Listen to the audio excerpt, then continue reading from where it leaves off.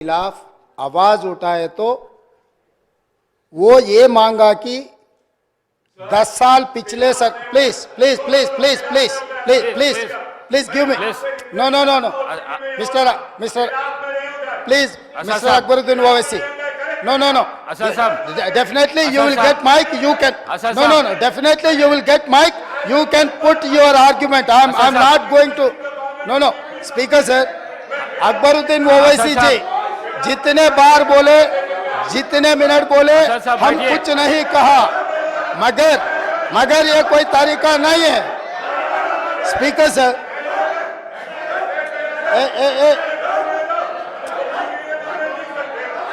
अच्छा साहब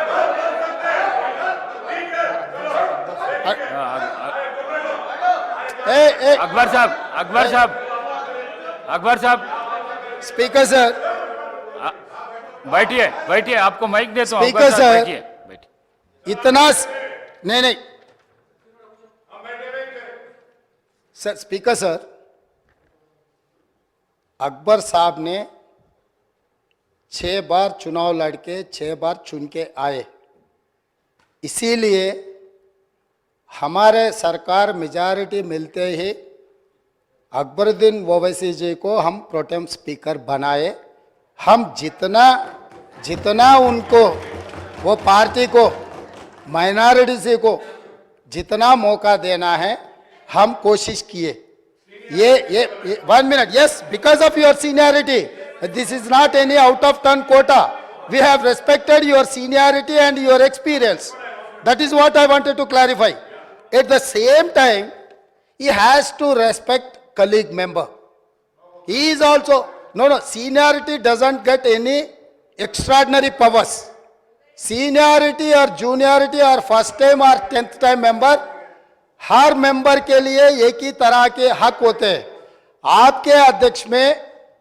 जितने भी 119 मेंबर्स है हर मेंबर के लिए एक ही तरीका का यहाँ पर मौका मिलना चाहिए एक्सप्रेस करने के लिए मौका देना चाहिए अगर कोई नया मेंबर कुछ मुद्दा उठाए तो सीनियर मेंबर सब्र करके उनको जवाब दिए तो ठीक रहेंगे तब वो कुछ सीखने के भी एक मौका मिलेंगे क्योंकि ये सभा में 57 न्यू मेंबर्स चुनाव लड़के जीत के आए जैसा अकबरुद्दीन ओवैसी साहब को लोग चुने डॉक्टर कवंपल्ली सत्यनारायण को भी लोग चुन के यहाँ भेजे किसी को बेइज्जती करने से अपना इज्जत बढ़ता बोल के कोई समझे तो बहुत अफसोस की बात है ये ऐसा चर्चा यहाँ पर हम लोग सब दोस्त है कलीग मेंबर्स है एक को दूसरे अगर हम इज्जत दिए तो ही लोगों के सामने अपना इज्जत बढ़ेंगे अपना एक्सपीरियंस के लिए भी एक शोभा देंगे और तीसरी बात speaker sir I wanted to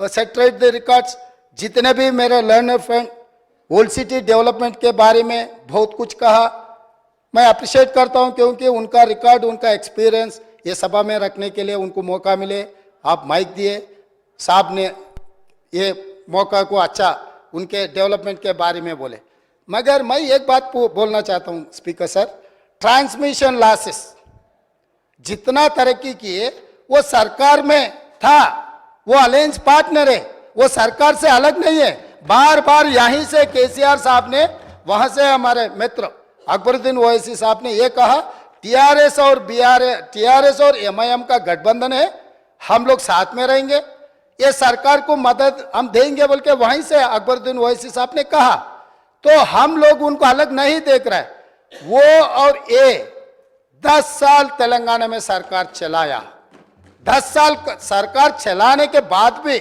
आपके ही सरकार में अब जितने भी मुद्दे उठाए और वो डेवलपमेंट नहीं हुआ आप जो बात हमारे सामने रखे हम जरूर ओपन माइंड से हम ओल्ड सिटी या न्यू सिटी को अलग अलग नहीं देखते वो शहर हमारे है 450 साल के शहर है वो शहर का शान बढ़ाना हमारी जिम्मेदारी है ओल्ड सिटी में जितना भी डेवलपमेंट के लिए अकबरुद्दीन ओवैसी एमआईएम पार्टी के नेता है ये पूरा मुस्लिम का जिम्मेदारी ले वाला नहीं है ये आम जनता हिंदूज भी उनको वोट डाले जहां पर चंद्रायन गुट्टा में पूरा मुसलमान वोटों से चुन के आए क्या ओल्ड सिटी में जितने भी 7 एमएलए जीत कर आए, हिंदू का कोई किसी का वोट नहीं मिला एमआईएम को, यह बात कहना चाहता है।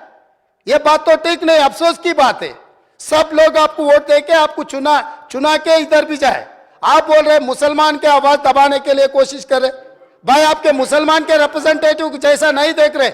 ये तेलंगाना 4 करोड़ जनता के तरफ से आप चुन के आए, 4 करोड़ जनता के लिए आप रिप्रेजेंट करो। नहीं नहीं नहीं साहब सर, आपको जब mike speaker sir Akbaruddin Owaisi साहब को जब माइक मिलेगा ना, तब उनके बात वो रख सकता है। लीडर आप तो अभी तो वो डिस्टर्ब नहीं कर सकते सर वही सच है तो सर अगर वही सच रहा तो हम लोग जुबली हिल्स से एक मुसलमान हिंदुस्तान के सबसे बड़ा खिलाड़ी अजहरुद्दीन ओवैसी को हम टिकट दिए। अजहरुद्दीन को हम टिकट दिए तो अजहरुद्दीन को हराने के लिए दूसरा मुसलमान को वहां चुनाव लड़वा के एक मुसलमान को हरा दिए। दूसरी बात, कामारेड्डी से हम लोग शब्बीर अली जी को जिताने के लिए, एक माइनॉरिटी को जिताने के लिए हम कोशिश किए तो शब्बीर अली को हराने के लिए उनके जाने माने दोस्त कल्वकुंट्ला चंद्रशेखर राव वहां कामारेड्डी से चुनाव लड़ा साहब। इन्हों अजहरुद्दीन को हरा देते एक मुसलमान को, इनके खास दोस्त कल्वकुंट्ला चंद्रशेखर राव कामारेड्डी में दूसरे मुसलमान को हराने के लिए कोशिश करते, मगर ये मुसलमान के हक के ठेकेदार कैसे बनेंगे सर? अभी रहा फाइनल। अकबर साहब आप डेफिनेटली आपको जो माइक मिलेगा तब बोलो। आप और ट्रांसमिशन लॉस के बारे में सीएम साहब बात करा, आप हाउस को आगे में रखो सर। आप बैठिए, आप हाउस को आगे में रखो सर। बाद में वो लोग जो बोल रहे हैं उनको बोलने दो। लीडर बात करते जब मैं माइक नहीं दे सकता हूँ। आप बैठिए सर, मैं देता हूँ, अकबर साहब को देता हूँ। आप अकबर साहब को देता हूँ, बैठिए आप। स्पीकर सर, अगर ये मामला आप बैठिए। हमारे दोस्त एमआईएम पार्टी अगर माइनॉरिटी एंगल में लेकर गए तो मेरा साथी डॉक्टर कवंपल्ली सत्यनारायण वो दलित है सर, दलितों को ऐसे अवमान नहीं कर सकता है। वो दलित है, दलित को एमआईएम मुसलमान लोग मिलके उनको बेइज्जती करना भी ठीक नहीं है सर। ये देख कर एमआईएम सोचकर अगर उन मेंबर्स को पोडियम में भेजना नहीं भेजना उनके लीडर का जिम्मेदारी है सर। और रहा सर, अब इतना सारे ओल्ड सिटी में डेवलपमेंट हुआ ना सर, मैं यहाँ पर ट्रांसमिशन लॉसेस के बारे में मैं ये हाउस के सामने गवर्नमेंट डॉक्यूमेंट्स में रखना चाहता हूँ। Hyderabad south 43% transmission losses, Siddipet division 61.37% transmission losses, Gajwel division 50.29 transmission losses. Speaker sir, విద్యుత్ సరఫరాలో బిల్లుల వసూలులో ఈ రోజు హరీష్ రావు గారు బాధ్యత వహిస్తున్న సిద్దిపేటలో 61.37% అధ్యక్ష, గజ్వెల్ మాజీ ముఖ్యమంత్రి గారు ప్రాతినిధ్యం వహిస్తున్న శాసనసభ నియోజకవర్గంలో 50.29 ట్రాన్స్మిషన్ లాసెస్ ఇప్పటి వరకు అక్బరుద్దీన్ ఓవైసీ గారు ఏదైతే చెప్తున్నారో హైదరాబాద్ సౌత్ నుంచి 43% ట్రాన్స్మిషన్ లాసెస్, ఈ రాష్ట్రంలో అత్యధికంగా విద్యుత్ వినియోగం చేసే దాంట్లో బిల్లులు ఎగవేసిన దాంట్లో మొదటి స్థానం సిద్దిపేట ఉంది, రెండవ స్థానంలో గజ్వేల్ ఉంది, మూడవ స్థానంలో హైదరాబాద్ సౌత్ ఉంది. ఈ ముగ్గురు లీడర్లే 10 సంవత్సరాలు తెలంగాణ రాష్ట్రాన్ని పరిపాలించి విద్యుత్ బకాయిలు చెల్లించక మొండి బకాయిలల్లా సిద్దిపేట, గజ్వేల్, హైదరాబాద్ సౌత్ ఉన్నది అధ్యక్ష. ఈ రోజు మొత్తం విద్యుత్ రంగమే దివాలా తీయడానికి, అప్పుల పాలు కావడానికి ఈ 3 ప్రాంతాల నుంచి బిల్లులు చెల్లించకపోవడం వల్ల ఈ రోజు ఈ పరిస్థితి దాపురించింది. నేను ఇప్పుడు మీ ద్వారా సభ్యులను నేను అడుగుతున్నా అధ్యక్ష, ఇన్ని పెండింగ్ బకాయిలు ఉన్నాయి, ఇంత బాధ్యతతో మాట్లాడినా, ఇంత డేటా తీసుకొని మాట్లాడినా అక్బరుద్దీన్ ఓవైసీ గారు ఎస్ మా ప్రాంతాల నుంచి బిల్లు చెల్లింపుల్లో బకాయిలు ఉన్నాయి, నేను హరీష్ రావు గారు అదేవిధంగా చంద్రశేఖరరావు గారు బాధ్యత తీసుకొని ఈ బిల్లులు చెల్లిస్తామని ఎందుకు ముందుకు రాలేదు సార్? ఇది పద్ధతే సార్? అదేవిధంగా స్పీకర్ సార్ ఇన్ని విషయాలు మాట్లాడినప్పుడు అక్బరుద్దీన్ ఓవైసీ గారు అంతకంటే ముందు జగదీశ్వర్ రెడ్డి గారు మాట్లాడుతూ రాష్ట్రంలో ఎక్కడైనా విద్యుత్ కోతలు ఉన్నాయా, ఏ రైతులైనా రోడ్డు మీదకి వచ్చి ధర్నా చేసిండ్రా, ఏ రైతులైనా విద్యుత్ రావడం లేదని అడిగినరా అని చెప్పి మాజీ మంత్రి జగదీశ్వర్ రెడ్డి గారు మాట్లాడినరు. వారి సమాచారం కోసం నేను చెప్తున్నా స్పీకర్ సార్, కామారెడ్డి ఎక్కడి నుంచి అయితే కేసీఆర్ గారు గెలవాలని వెళ్ళిపోయి ఎన్నికల్లో పోటీ చేసిండో ఆ కామారెడ్డిలో సెప్టెంబర్ 1 తారీఖు నాడు కరెంటు సబ్ స్టేషన్లో ముట్టడి చేసి మొత్తం రైతులు ధర్నా చేసి రోడ్లెక్కి కామారెడ్డిలో నిరసన తెలిపినరు. 24 గంటలు కాదు కదా, 10 గంటల విద్యుత్తు కూడా ఇవ్వడం లేదని కామారెడ్డి శాసనసభలో ఆ నియోజకవర్గంలో కామారెడ్డి జిల్లా బాగర్తిపల్లి సబ్స్టేషన్ ఎదుట ఆందోళన చేస్తున్న రైతులు, వేములనర్వ శివారులో ఎండిపోయిన మొక్కజొన్న పంటను మేస్తున్న గొర్రెలు. ఇది సమాచారం అధ్యక్ష. ఒకవేళ కామారెడ్డి కేసీఆర్ ఇలాకా కాబట్టి నాకు సంబంధం లేదని మాజీ విద్యుత్ శాఖ మంత్రి గారు మాట్లాడవచ్చు. ఇక్కడ సూర్యాపేట జిల్లా నేరేడుచెర్ల దగ్గర రాస్తారోకో చేస్తున్నారు. నేరేడుచెర్ల గరిడేపల్లిలో వారి సొంత జిల్లా రైతులు రోడ్డెక్కి రాస్తారోకో చేసిన వివరాలు అధ్యక్ష. అదేవిధంగా గరిడేపల్లి కల్మల చెరువు సబ్ స్టేషన్ను ముట్టడి చేసి రైతులు ధర్నా చేస్తున్నారు అధ్యక్ష. అదేవిధంగా మేళ్ల చెరువు అక్టోబర్ 15 నాడు సూర్యాపేట జిల్లా మేళ్ల చెరువులో రైతులు నిరసన బాట పట్టారు అధ్యక్ష. అదేవిధంగా కరెంటు సమస్యలతో గద్వాల్లో 24 గంటల కరెంటు రావట్లేదని సబ్ స్టేషన్ని ముట్టడి చేసిన వివరాలు అధ్యక్ష. అదేవిధంగా అధ్యక్ష, కరెంటు కోతల వల్ల కన్న కొడుకు చచ్చిపోతే కరెంటు కోతతో కొడుకు, కడుపు కోతతో తల్లి బలి. కరెంటు సరైన సమయంలో ఇవ్వకపోవడం వల్ల కొడుకు చనిపోతే ఆ దుఃఖాన్ని భరించలేక కొద్ది గంటల్లోనే కొడుకు శవాన్ని కూడా దాన సంస్కారాలు చేయకముందే ఆ తల్లి, కొడుకు పేరు కొమరయ్య, తల్లి పేరు ముత్తవ్వ, డోర్నకల్ వరంగల్ ప్రాంతంలో 2 ఏళ్లుగా వ్యవసాయం కలిసి రావడం లేదని అప్పులు పెరిగిపోయాయి. వాటిని తీర్చేందుకు కొమరయ్య సాగును పెంచాడు. కానీ విద్యుత్తు రాకపోవడం వల్ల కొమరయ్య అనే రైతు చచ్చిపోతే ఆ దుఃఖాన్ని తట్టుకోలేక గుండె బగిలి కన్న తల్లి ముత్తవ్వ కూడా చనిపోయింది అధ్యక్ష. ఇదే కాదు అధ్యక్ష, ఇంత ప్రోగ్రెస్ రిపోర్ట్ చదివిండు కదా మా మిత్రుడు.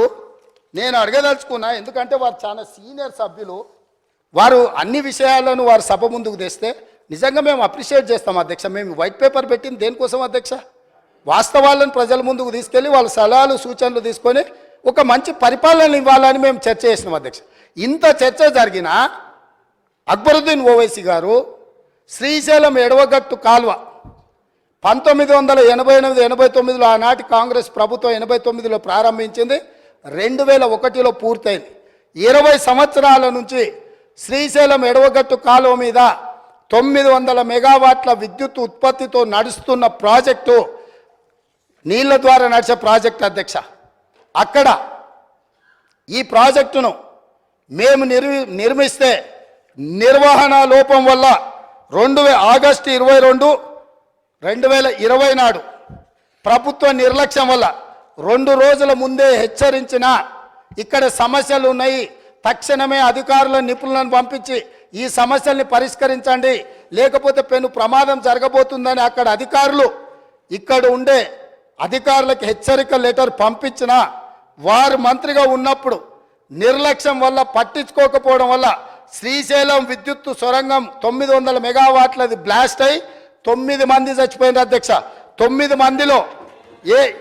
మందిలో ఏఈ ఉజ్మా ఫాతిమా హైదరాబాద్ ఓల్డ్ సిటీలో, ఆ అమ్మాయికి మైనారిటీ కాంగ్రెస్ పార్టీ ఇచ్చిన రిజర్వేషన్తో ఆ అమ్మాయి ఇంజనీరింగ్ చదివి ఉద్యోగం చేసి అక్కడ చేరితే ఆ అమ్మాయి ఒక మహిళ అయి ఉండి, ఆడబిడ్డ అయి ఉండి అక్కడ ఉద్యోగం చేస్తుంటే ఆ అమ్మాయి చనిపోతే ఆ కుటుంబాన్ని మేము ఇంటికెళ్ళి పరామర్శించినాము, మేము ఆదుకున్నాం ఆ కుటుంబాన్ని. కానీ రాష్ట్ర ముఖ్యమంత్రి గారుగా ఆనాటి ముఖ్యమంత్రి గారు కానీ ఆనాటి విద్యుత్ శాఖ మంత్రి కనీసము మన చాదర్గట్టులో ఉండే ఆ మైనారిటీ ఏ ఈ కుటుంబాన్ని కూడా పరామర్శించలేదు. శ్రీశైల సొరంగము పేలిపోవడం వల్ల 9 మంది ఉద్యోగస్తులు అక్కడికక్కడనే బుగ్గిపాలైపోయిన శవాన్ని కూడా గుర్తించలేని పరిస్థితిలో ఖాళీ బూడిదై మసైపోయింది. మానవత్వం లేని ప్రభుత్వము దాని మీద విచారణకు ఆదేశించలేదు. కనీసం ప్రమాద స్థలాన్ని మేము పరిశీలించి బాధితులకు కొంత ఉపశమనం కలిగిద్దామంటే మమ్మల్ని పోలీసులను పెట్టి అరెస్ట్ చేసి పోలీస్ స్టేషన్లలో కూసబెట్టినారు అధ్యక్ష. ఇన్ని తప్పిదాలు ఎంఐఎం పొత్తులో ఉన్న బీఆర్ఎస్ పార్టీ ఆనాడు ప్రభుత్వం నుండి దుర్మార్గాలు చేస్తే ఈ శ్రీశైలం ఎడమగట్టు కాలువ మీద జరిగిన ప్రమాదం గురించి కూడా మా మిత్రుడు ఈ సభలో ప్రస్తావించి ఉంటే ఎస్ డెఫినెట్గా మేము అప్రిషియేట్ చేసి ఉండేవాళ్ళం. కాబట్టి ఈరోజు sir let me so sir Akbar साहब नहीं अकबर साहब प्लीज नहीं अकबर साहब आप इतना समझो प्लीज ये सरकार जिम्मेदारी से ये व्हाइट पेपर टेबल किए. ये व्हाइट पेपर टेबल करने के बाद आप जो भी सुझाव दे रहे सुझाव लेने के लिए भी हम तैयार हैं. इसका मतलब ये नहीं जो इल्जाम किए जो गुनहगार है आप उनके तारीफ पे तारीफ करते रहा तो यहां बैठकर सुनने के लिए कोई तैयार नहीं है. आप जो ओल्ड सिटी हैदराबाद के लिए या तेलंगाना के लिए डेवलपमेंट करने के लिए क्या फंड चाहिए आप बोलो, हम जिम्मेदारी से हम निभाएंगे. मगर आप ये काम नहीं कर रहे हैं. आप पुराने दोस्त को जो बिगड़ा हुआ दोस्त को आप बचाने के लिए जितना आपके शक्ति है सब सारे आप क्यों उनके रक्षा के लिए आ रहे, मेरे समझ में नहीं है. इसका ये आप क्या करना चाह रहे हैं, आप क्या मदद कर रहे हैं. नहीं अच्छा दोस्त को स्पीकर सर अच्छे दोस्त को 10 रुपए देकर साथ में लेना, बुरा दोस्त को 10 रुपए देकर चुरा लेना, ऐसे दोस्ती आपको ठीक नहीं है. आप जितना तेलंगाना जनता जिनको तिरस्कार किए वहां पर बिठाए उनके तरफ आप क्यों वकालत ले रहे. अब रहा अब फाइनल बात है, आप 7 सीट जीते मगर बहादुरपुरा में कितने वोटों से जीते, नामपल्ली में कितने वोटों से जीते, एक बार ये भी आप हिसाब किताब ले लो. अकबर साहब हमको कोई एतराज नहीं है. आपके पार्टी जिताने के लिए आपके पार्टी अगर 9 सीट 10 सीट 12 सीट कुछ भी जीतने के लिए आपका पॉलिटिकल पार्टी का हक है. मगर माइनॉरिटी का हक बचाने का जिम्मेदारी हमारे है. हर बहुत सारे प्रदेशों में हम मुख्यमंत्री बनाए. इस देश का राष्ट्रपति माइनॉरिटी को हमने बनाया, आपने नहीं बनाया. आप नहीं बनाया. बिहार के, उत्तर प्रदेश के, महाराष्ट्र में हम लोग मुख्यमंत्री बनाए माइनॉरिटीज को. इस देश का राष्ट्रपति हम ही ने बनाया माइनॉरिटी को. आपके सुझाव से नहीं, हमारे जिम्मेदारी है माइनॉरिटी को साथ में लेकर चलने का. हम किसी से माइनॉरिटी वेलफेयर के लिए किसी से सीखने का जरूरत नहीं है. 4% रिजर्वेशन दिया हमने दिए, 12% वादा किया, धोखा किया 100 आदमी से आप दोस्ती कर रहे. ये ठीक नहीं. आपका मर्जी, आप डिसाइड कर लो किसके साथ में रहना. मोदी के साथ में रहना, मोदी को मदद करने वाले के साथ में रहना, न्यूट्रल रहना, सेक्युलर रहना, आपका मर्जी है. आपका मर्जी को हम कुछ नहीं बोल सकते. मगर कांग्रेस के ऊपर जब इल्जाम लगाने के लिए कोशिश कर रहा है सोच कर इल्जाम करो, क्योंकि अब हम लोग స్పీకర్ సార్ నేను ఒకటే మాట చెప్పదలుచుకున్నా.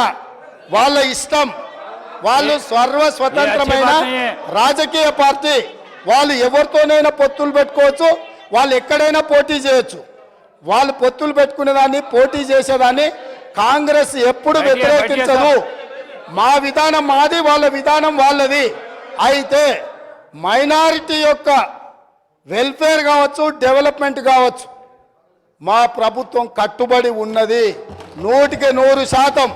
ఉమ్మడి ఆంధ్రప్రదేశ్లో కూడా కమాలుద్దీన్ గారిని పిసిసి అధ్యక్షుడిగా చేసిన చరిత్ర కాంగ్రెస్ పార్టీది. ఆనాడు ఉమ్మడి ఆంధ్రప్రదేశ్లో హోమ్ మినిస్టర్గా మైనారిటీని పెట్టిన చరిత్ర కాంగ్రెస్ పార్టీది. కాబట్టి మైనారిటీల విషయంలో కాంగ్రెస్ చిత్తశుద్ధిని ఎవరు శంకించవలసిన పని లేదు. వారు ఎక్కడి నుంచి అయితే ఎన్నిక వచ్చిండ్రో ఆ ప్రాంతమే కాదు, రాష్ట్రంలో ఏ ప్రాంత అభివృద్ధికి పోయినా వారు మాట్లాడవచ్చు, వారు సూచనలు చేయొచ్చు. వారిని సూచన చేయాల్సిందిగా నేను కోరుతున్నా. కేటీఆర్ గారు, మీరు చాలా సీనియర్ శాసనసభ్యులు, లీడర్ ఆఫ్ ది హౌస్ మాట్లాడేటప్పుడు డిస్టర్బ్ చేయొద్దు దయచేసి, please please. Akbaruddin Saab. Honorable Speaker, sir. Please, please. Honorable Speaker, sir. मोहतरम चीफ मिनिस्टर रेवंत रेड्डी साहब ने जिस जबान में बात की है, जिस अंदाज में बात की है, सुनकर बड़ा अफसोस हुआ। इस वजह से कि आज मैंने बीजेपी के एक बड़े लीडर को भी यही बात कहते हुए सुना, नाम लेना नहीं चाहता क्योंकि वह ऐवान में नहीं है। ऐवान के आदाब और रूल्स को मैं जानता हूं। बीजेपी के बड़े लीडर, मैं नाम नहीं लूंगा, उन्होंने यही बात कही जो चीफ मिनिस्टर रेवंत रेड्डी साहब ने कही कि पुराने शहर के लोग बरखी बिल्स बाकी हैं और भरते नहीं हैं। ऑनरेबल स्पीकर सर, मैं ये भी आपसे कहूंगा कि यह हाउस की कोई सैंटिटी है या नहीं है सर। अगर है तो in the second Telangana legislative assembly last session of August I had raised a question and I had asked कि बार बार बीजेपी से दूसरों से इल्जाम लगता है कि पुराने शहर में बरखी की चोरी है, तो उसके ऊपर the government of that day tabled the statement stating that कि पुराने शहर में बरखी की चोरी नहीं है। अगर मैं आपके जरिए चीफ मिनिस्टर साहब से क्लैरिफिकेशन चाहता हूं कि आप बरखी के बकाए जात ड्यूस की बात कर रहे हैं या चोरी की बात कर रहे हैं। मैं देखिए साहब, मैं आपसे पूछ रहा हूं, क्या आप पुराने शहर में बरखी की चोरी है बोल रहे हैं या ड्यूस है बोल रहे हैं? స్పీకర్ సార్, ముఖ్యమంత్రి గారు, నేను ఒక ఓల్డ్ సిటీ గురించి చెప్పలే. విద్యుత్ బకాయిలు ఎక్కడెక్కడ ఉన్నాయో సిద్దిపేట నెంబర్ 1 మళ్ళీ నేను చెప్పదలుచుకున్నాను. 61.37 గజ్వెల్ డివిజన్లో 50.29, హైదరాబాద్ సౌత్ 43%. ఇవి విద్యుత్ బకాయిలు ఉన్నాయి, బిల్లులు రావడం లేదు. ఈ బిల్లులను చెల్లించిపించే బాధ్యత గజ్వెల్లో కేసీఆర్ గారు, సిద్దిపేటలో హరీష్ రావు గారు, హైదరాబాద్ సౌత్లో అక్బరుద్దీన్ ఓవైసీ గారు బాధ్యత తీసుకొని ఈ విద్యుత్ బకాయిలను చెల్లింపజేస్తే ఈ సంస్థ అప్పుల నుంచి బయటపడుతుంది. వారు అది కూడా మాట్లాడి ఈ ప్రభుత్వానికి సహకరిస్తే బాగుంటుందని నేను చెప్పిన. కాబట్టి వారు ఏదో ఊహించుకొని सर मैं उतना ही बोला ना सर, आप जो क्लैरिफिकेशन पूछे मैं जिम्मेदारी से जवाब दिए। जवाब देना भी कोई गुनाह है क्या? हो गया बस।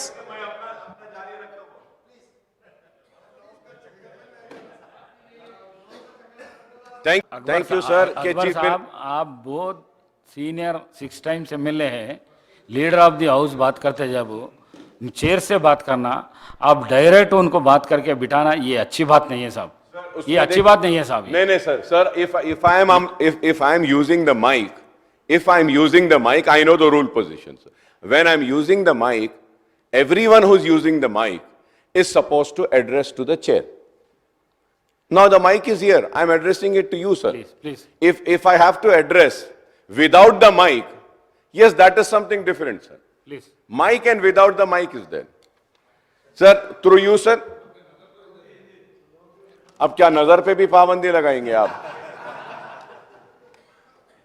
नजर पे भी पाबंदी, गर्दन पे भी पाबंदी। ऑनरेबल स्पीकर साहब, अब आप देखो साहब, आप sir, honourable speaker sir, I just want to clarify clarify on 3-4 things which Honorable Chief Minister Saab had said. And it is very misleading, sir. Sir, every political party has the right to contest elections wherever they want. He says that MIM didn't allow Shabbir Ali to win. Did MIM contest in Nizamabad? Sir, and second thing about Jubilee Hills. Sir, Jubilee Hills, we have corporators there, and we have earlier also contested. This time also we contested. You mean, and one more thing, sir, when I do not have any objection when a Congress candidate is contesting against me, and rest of them also do not have. Congress contested at Karwan. Congress gave a ticket to a Muslim. So I should say that कि आप जो है सो हमारे मुसलमान को जीतने नहीं दिए. What an immature talk, sir. What is this? क्या मैं ये बोलूंगा? देखिए साहब, सवाल वो नहीं है कि आपको लड़ने का इख्तियार है, हमको लड़ने का इख्तियार है. अब हम जहां से लड़े आप बोलेंगे कि नहीं, आप वहां से नहीं लड़ना. Sir, I am not a minority cell of any party. I am a Majlis Ittihadul Muslimin. So my party has the right to take my own decision as your party has the right to take your decisions. How can you say that? How can you say that? Speaker sir, please. Akbaruddin Owaisi साहब ने फिर मुद्दे को दूसरे रास्ता में ले जाने के लिए कोशिश कर रहे हैं. मैं बोला, मैं जिम्मेदारी से आप जो सवाल किए वो सवाल को मैं फिर जवाब देना पड़ रहा. 2014 में जुबली हिल्स से एमआईएम चुनाव लड़ा था जब नवीन यादव को टिकट दिए थे. 2018 में एमआईएम जुबली हिल्स से चुनाव नहीं लड़ा. वही नवीन यादव इंडिपेंडेंट चुनाव लड़े तो पार्टी से बर्खास्त कर दी. अभी 2023 में हम लोग एक जाने माने खिलाड़ी, हिंदुस्तान का नाम दुनिया में रोशन किए ऐसे खिलाड़ी अजहरुद्दीन को हम एक माइनॉरिटी रिप्रेजेंटेशन इस सभा में ले आने के लिए हम कोशिश किए, मगर वहां पर दूसरे एमआईएम माइनॉरिटी कैंडिडेट को चुनाव लड़वा के अजहरुद्दीन साहब को हरा दिए. मैं इतने कहा, मैं कुछ इल्जाम नहीं रखा, मैं कुछ मदद नहीं मांगा. जो फैक्ट्स एंड फिगर से मैं इस सभा और नेता के सामने, क्योंकि अध्यक्ष असदुद्दीन ओवैसी साहब अध्यक्ष ने फाइनल फैसला करते, तो इसीलिए मेरा दोस्त से मेरा गुजारिश है, जब हम लोग कोशिश कर रहे हैं माइनॉरिटी रिप्रेजेंटेशन इस हाउस में लाने के लिए, तब आप ये अजहरुद्दीन को हरा दिए.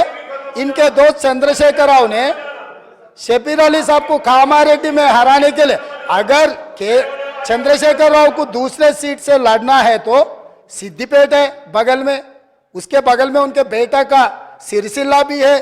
2 बेटा का और दामाद का छोड़कर वो गया कामारेड्डी.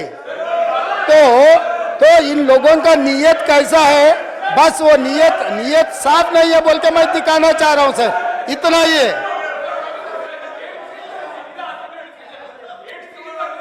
अकबर साहब. Sir, my humble request to you is that, sir, let me complete what I have to say, sir. Sir, let me just complete what I have to say, sir. Please. Sir, now the question arises, I really don't understand. He's such a senior person, and Almighty has blessed him with such a big chair, in spite of having a political career, started from ABVP, then TRS, then BJP, and then Congress, then also RSS. He should be more matured, because he's gone everywhere, here and there, and he's got experience of being everywhere. And he talks like this. It is so sad, sir. Sir, it is no, sir. Let me complete, sir. This is Sir, it is so sad. Now, in the last parliament election, sir. Sir, I request. CM गाరు MIM party के बारे में अगर बोलना शुरू किए तो आगे आपको भी बहुत दिक्कत हो जाएंगे। आप लोग नादेंद्र भास्कर से दोस्ती किए, आप लोग एनटीआर से दोस्ती किए, आप लोग चंद्रबाबू नायडू से दोस्ती किए, आप लोग राजशेखर रेड्डी साहब से दोस्ती किए, उसके बाद आप लोग किरण कुमार रेड्डी से दोस्ती किए, दुश्मनी किए, उसके बाद केसीआर से भी दोस्ती किए। नादेंद्र भास्कर से लेकर जिस दिन नादेंद्र भास्कर तेलुगुदेशम पार्टी को तोड़ने के लिए जब कोशिश किए, कौन साथ में थे सर? ये हिस्ट्री है। अगर अकबर साहब नहीं बोले तो हम बोल सकते, हम भी राजनीति में हैं। किसी के ऊपर इल्जाम लगाना आसान है, मगर जवाब देना जिम्मेदारी से देना पड़ता है। यहाँ पर चर्चा आप किधर किधर कहाँ कहाँ अलायंस किए, हम किधर किधर घूम के आए, ये सब सारे चर्चा करने के लिए नहीं है। यहाँ पर चर्चा है व्हाइट पेपर ऑफ एनर्जी, इसके बारे में आप जो बोलना है तो बोलो। अगर एक दिन चर्चा करना है केसीआर साहब ने किधर किधर घूम के आया, कांग्रेस में कब था और नायडू पार्टी में टीडीपी में कब था, फिर कांग्रेस में कब आया, फिर कांग्रेस से अलायंस कब किए, फिर चंद्रबाबू नायडू से अलायंस कब किए, फिर बीजेपी से अलायंस कब किए, फिर खुद का पार्टी कब बनाया, ये सब सारे एक दिन पूरा आप अगर मौका दिए तो कौन कौन कहां कहां घूम के आए, सबके बारे में चर्चा करने के लिए हम तैयार है। अगर आप कभी मौका दिए तो उसी के ऊपर एक दिन पूरा दिन हम चर्चा करेंगे। स्पीकर सर,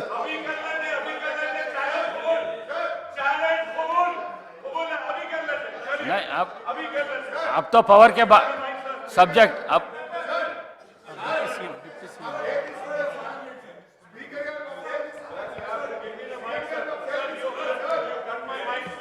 अध्यक्ष, प्लीज प्लीज प्लीज